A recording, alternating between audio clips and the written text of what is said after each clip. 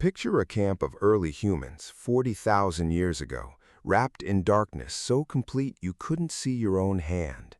No streetlights, no walls, just fire, breath, and the sound of predators moving somewhere beyond the trees. And then, in the middle of that silence, a baby starts to cry. Not a soft whimper, a full, piercing scream, the exact sound that should never happen in a world full of wolves and hyenas and things with teeth. So why didn't evolution silence it? Why didn't natural selection breed out the loudest, most dangerous sound a defenseless infant could make? For millions of years, a crying baby should have been a death sentence, and yet here we are, still crying, still surviving. Something doesn't add up. The answer takes us into the strange, upside-down logic of evolution, into the intimate nights of hunter-gatherer camps, and into a secret about parenting that most of us have completely forgotten how to do.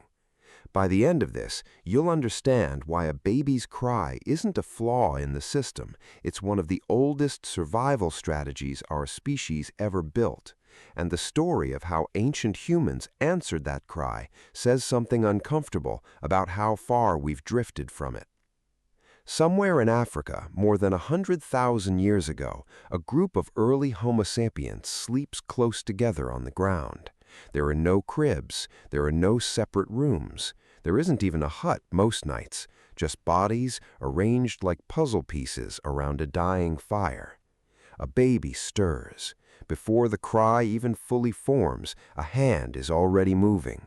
A mother, half asleep, pulls the infant closer without ever fully waking. This wasn't gentle parenting advice. This was the only option available. For the vast majority of human history, babies were never more than an arm's length from an adult, day or night. Modern researchers have a term for this, co-sleeping, or more precisely, co-sleeping in constant contact. It's not a parenting trend, it's the default setting of our species.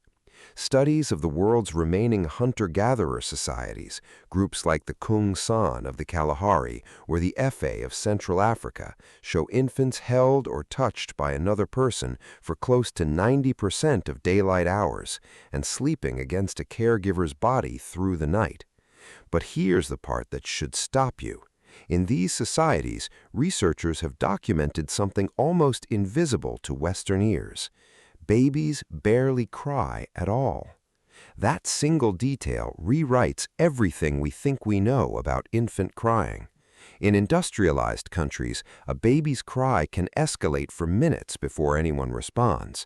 It's treated sometimes as something to manage, something to wait out, something to schedule. In the anthropological record, a cry is treated as an emergency flare. Researchers who studied the Kung San found that caregivers respond to a fussing infant in under 10 seconds on average, nearly every single time. Not because they were extraordinarily devoted, because in a world of open fires, biting insects, and predators with excellent night vision, an unanswered cry could mean disaster within moments. This changes the entire meaning of a baby crying at night.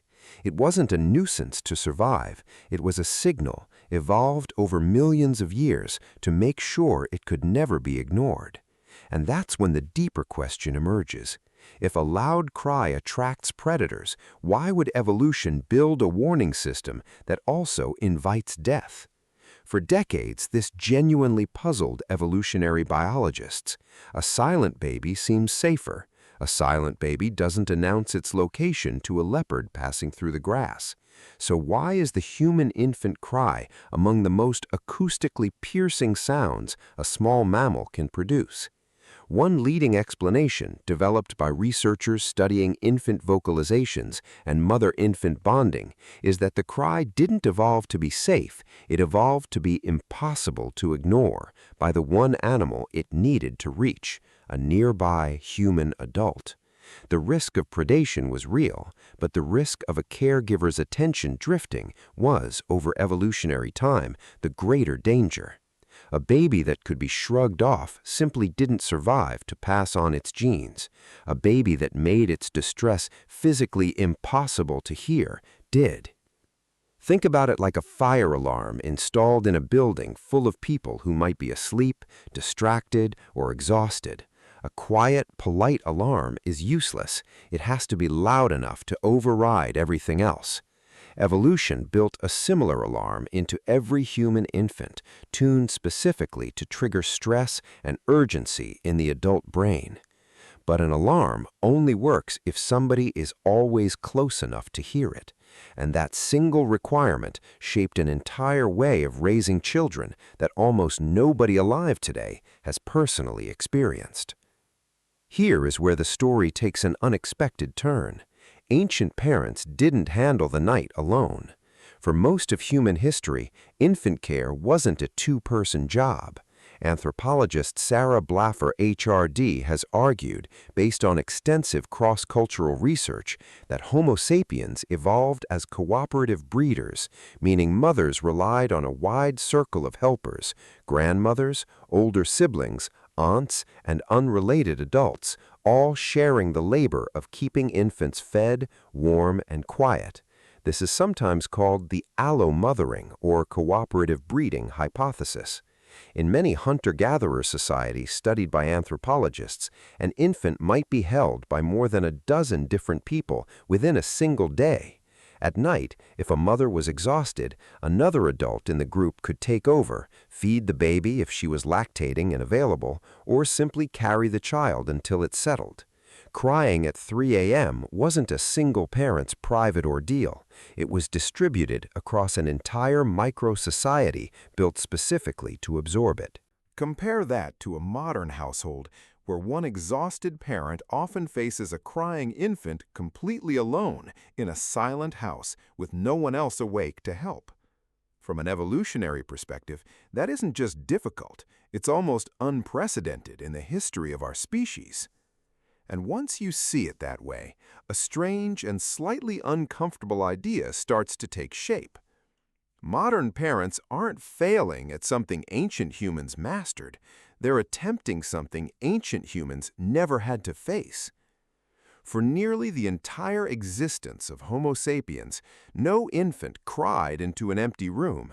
No parent lay awake calculating whether letting the baby cry would build independence, because there was no separate room for the baby to cry in. No sleep training method existed because there was nothing to train against. Proximity, warmth, and immediate response weren't a philosophy. They were biology's default answer to a species born almost helpless into a genuinely dangerous world. That doesn't mean every modern parenting choice is wrong, and researchers are careful here. There's a difference between what evolution favored under ancient conditions and what's necessary or ideal in a modern one. Human environments have changed dramatically. Homes are safer. Sleep science has evolved. And experts still debate how directly ancient practices should inform modern advice. But understanding the ancient default reframes something many new parents quietly carry: guilt, exhaustion, the sense that struggling at night is somehow a personal shortcoming. It wasn't ever meant to be handled by one person in silence alone.